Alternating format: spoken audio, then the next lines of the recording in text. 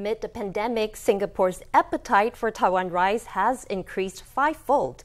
From January to March, Taiwan exported 533 tons of rice to Singapore, up from 90 tons in the same period last year. Agriculture Chief Chen Chi-chung says Taiwan has more than enough rice to meet domestic demand and that exporting grain helps keep prices fair for farmers.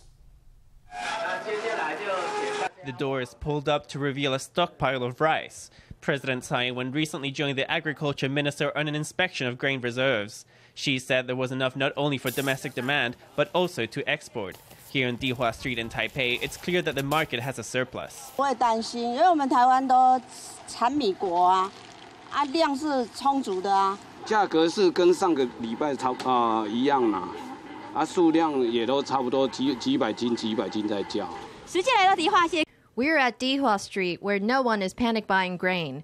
Vendors report that they're filling orders normally, just as they come. This grain vendor on Dihua Street says the price of white rice is stable and that there's no panic buying to be seen. Meanwhile, the COA is proactively pursuing its export strategy. It's been shipping to Singapore, which relies on imports for primary grains like rice. Between January and March last year, the city-state imported 90 tons of rice from Taiwan. In those same months this year, its orders jumped fivefold amid the pandemic. After ensuring there would be no problems meeting domestic demand, we've begun exporting a moderate supply of rice to Singapore. This helps keep the rice that we harvest at a reasonable, stable price to look after our farmers.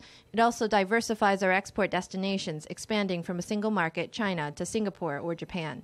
The grain in storage along with newly harvested rice amount to 2.4 million tons.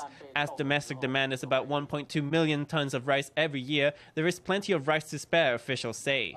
Besides Singapore, Taiwan's rice is also increasingly exported to Japan, the US and Canada. It's also donated to over 10 countries around the world as humanitarian aid.